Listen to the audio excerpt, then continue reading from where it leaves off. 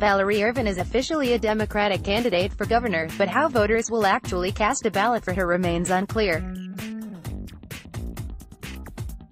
Ervin's name will not appear on ballot papers as a candidate for governor, the state elections administrator confirmed in a court filing Friday, and with only 3.5 weeks left before early voting begins in the Democratic primary, officials say they're still figuring out how people will vote for her.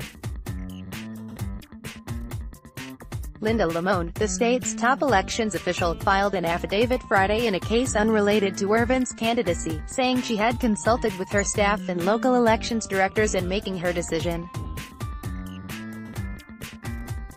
Ervin, a former Montgomery County councilwoman who was the gubernatorial running mate to Baltimore County Executive Kevin Kamenetz, announced on Thursday that she will run in his place after his unexpected death. She named Mayor Saul Johnson, a former member of the Baltimore County School Board, as her own running mate. But Lamone wrote that it was too late to change ballots, which are already being printed. Maryland gubernatorial candidates are lining up to oppose Republican Governor Larry Hogan, who officially filed for re-election Feb. 22. For our coverage of these candidates, visit this page. Accordingly, at my direction, my staff informed the directors of the local boards that we would be working with local boards to develop appropriate alternative measures, Lamone wrote. Those measures would include how to alert voters to the change in candidacy, how voters would select her, and how local officials should count votes. Proof versions of the ballots to be issued to Democratic primary voters show Ervin's name appearing beneath Kamenetz's. It's not clear how a vote cast by filling the bubble next to their names will be counted. Early voting begins on June 14 and Election Day is June 26. Nikki Charlson, Lamone's deputy, told the Baltimore Sun on Friday that elections officials were in discussions with the Maryland Attorney General's office, but we don't have a plan yet. We know we need to do it, she said. The law allows the surviving running mate of a candidate who dies to run as a successor candidate, and directs elections officials to list the names of such candidates and their running mates on the ballot. But the law also allows officials to take alternative steps if they determine there's not enough time to create new ballots. Lamone filed her affidavit in response to a renewed effort to get the Maryland Court of Appeals to remove the name of Nathaniel Oakes from the ballot for a Baltimore state Senate race following his guilty pleas to federal fraud charges. The state's top court rejected that request Friday. Resolving the questions about how voters will opt for her in June is just one of the challenges Ervin faces in making a late entry to the race. She is not well known outside Montgomery County and likely won't be able to access $2 million in campaign funds Kamenetz had raised. She is recruiting her own staff rather than relying on his team.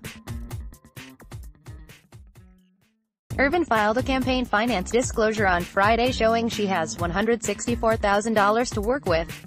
Almost all of that was money she raised before Kamenetz died May 10. Like other gubernatorial teams, Kamenetz and Ervin maintained separate campaign accounts, potentially allowing donors to give more money before reaching the legal cap. But that structure now means Ervin doesn't have access to money donated to Kamenetz's account.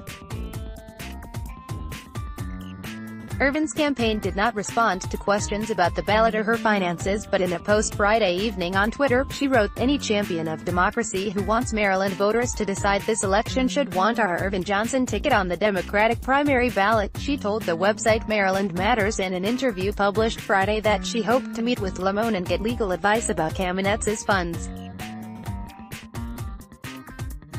Ervin's new report shows that, in the last month, Ervin accepted more than $95,000 in campaign donations, many of them from companies that have a history of being generous to Kamenetz's campaigns. 10 of the donations totaling $38,000 came from businesses sharing a post office box in Timonium.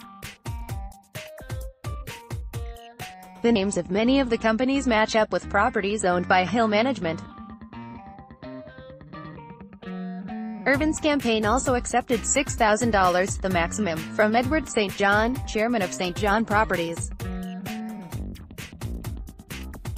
Unite Here Local 25, a union for hotel workers that endorsed Ervin and Kamenetz, also gave $6,000 to Ervin's account. Ervin's account also received $6,180 from a joint account that Kamenetz and Ervin formed this spring. That transaction was dated Tuesday. Ervin has suggested that she's hoping to get support from Emily's List, a national group that backs Democratic women who support abortion rights. The organization won't yet say if it will back Ervin. "We are looking at this race and keeping an eye on the new developments," said Kristen Hernandez, campaign communications manager for Emily's List. "We are always excited to see more women running for office, especially Democratic women," Baltimore Sun reporter Pamela Wood contributed to this story. Duncan at baltsun.com, twitter.com/Duncan.